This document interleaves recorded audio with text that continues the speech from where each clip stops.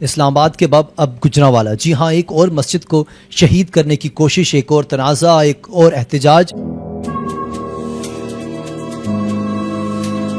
سوال یہ ہے، یہ سب آخر ہو کیوں رہا ہے؟ کیا مملکت خداداد پاکستان میں مساجد محفوظ نہیں رہی؟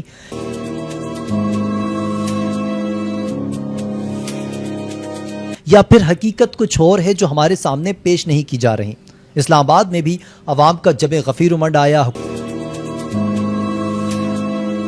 حکومت نے گھٹنے ٹیک دیے۔ آئے آج کی ویڈیو میں تمام تفصیلات آپ کے ساتھ شیئر کرتے ہیں۔ السلام علیکم، آپ دیکھ رہے ہیں حق ٹائم نیوز، میں ہوں کاشف رضا۔ وہ تمام دوست جو ہماری ویڈیوز کو دیکھتے ہیں، اسے پسند اور شیئر کرتے ہیں، ان تمام کا بہت شکریہ، اور جن دوستوں نے ہمارے چینل کو سبسکرائب کیا انہیں ہم خوش آمدید کہتے ہیں۔ ناظرین، یہ معاملہ شروع ہوتا ہے اسلام آباد سے، جہاں 9 اور 10 اگست کی درمیانی شب مری روڈ کی گرین بیلٹ پر قائم مدنی مسجد اور اس سے منسلک مدرسے کو راتوں رات شہید کر دیا جاتا ہے۔ یہ کوئی عام خبر نہیں تھی، یہ ایک ایسا واقعہ تھا جس نے عوام کے جذبات کو جھنجھوڑ کر رکھ دیا۔ اسلام آباد کی مدنی مسجد کا معاملہ وہ تھا جس نے پلک جھپکتے ہی پورے ملک میں ہلچل مچا دی۔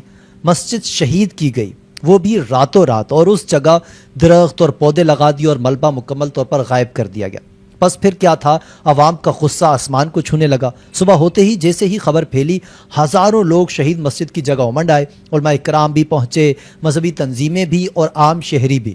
یہاں ایک دلچسپ مگر اہم پہلو یہ ہے کہ احتجاج صرف مذہبی بنیاد پر نہیں رہا، یہ عوامی مزاج کی ایک جھلک تھی کہ آپ رات کے اندھیرے میں بغیر عوامی مشاورت کے عبادت گاہ کو گرا دیں اور توقع کریں کہ لوگ خاموش رہیں گے، یہ ممکن ہی نہیں ہے، خاص طور پہ پاکستان میں۔ علماء نے بھی سخت تو ٹوک موقف اپنایا۔ انہوں نے کہا کہ صرف مدرسہ منتقل کرنے کا معاہدہ تھا، مسجد کا نہیں، اور اگر مسجد کو شہید کیا گیا تو اسی مقام پر دوبارہ تعمیر کی جائے گی۔ یہ بات عوام میں ایک نعرے کی طرح پھیل گئی کہ مدنی مسجد یہیں بنے گی۔ دباؤ اتنا بڑھ گیا کہ حکومت کو پیچھے ہٹنا پڑا۔ انتظامیہ نے گھٹنے ٹیک دیے اور اعلان کیا کہ 48 گھنٹوں میں مسجد کی دوبارہ تعمیر شروع کر دی جائے گی۔ لیکن یہاں سوال پیدا ہوتا ہے، جس حکومت نے راتوں رات گرا کر ملبہ بھی صاف کر دیا، وہی حکومت تعمیر شروع کرنے میں 48 گھنٹے کیوں لے رہی ہے؟ کیا یہ محض ٹائم گین کرنے کی کوشش ہے، یا پھر واقعہ کچھ انتظامی اور قانونی مراحل طے کرنا ہے؟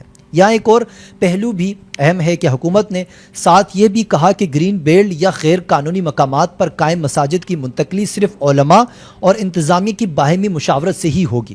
تو پھر کیا اسلام آباد میں یہ اصول ٹوٹا؟ اگر ہاں تو عوامی رد عمل صرف جذباتی نہیں بلکہ ایک عملی سوال بھی ہے کہ آپ اپنے ہی طے شدہ اصولوں پر کیوں نہیں چل رہے؟ دوستو، اس پورے واقعے نے یہ واضح کر دیا ہے کہ مساجد کے معاملے میں عوام کا رد عمل صرف شدید نہیں بلکہ ناقابل نظر انداز ہے، چاہے وہ اسلام آباد ہو یا پھر گجرانوالہ۔ جب معاملہ ایمان اور عبادت گاہوں پر آتا ہے تو لوگ گھروں میں نہیں بیٹھتے۔ اسلام آباد میں مسجد اور مدرسے کی شہادت کا واقعہ وزارت داخلہ کے پہلے سے طے شدہ فیصلے کا نتیجہ تھا۔ جنوری 2025 میں فیصلہ ہوا کہ مسجد اور مدرسے کو موجودہ مقام سے ہٹا کر مارگلا ٹاؤن منتقل کیا جائے گا۔ حکومت کا کہنا ہے کہ مارگلا ٹاؤن میں ایک نئی مسجد اور مدرسہ تعمیر کیا گیا، جدید سہولیات کے ساتھ، کشادہ حال، وضوخانہ اور دیگر سہولتیں۔ کل لاگت تقریباً 3 کروڑ 70 لاکھ روپے، اور سب کچھ مسجد اور مدرسہ انتظامیہ کی مشاورت سے ہوا۔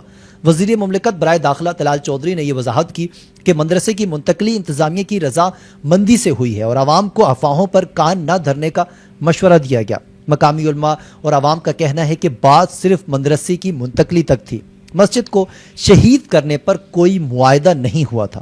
وفاق المدارس العربیہ کے اسلام آباد کے صدر مفتی عبدالسلام صاحب نے واضح الفاظ میں کہا کہ یہ قدیمی مدنی مسجد تھی، محکمہ اوقاف کے زیر انتظام چل رہی تھی، اور ہم اسی جگہ دوبارہ مسجد تعمیر کریں گے۔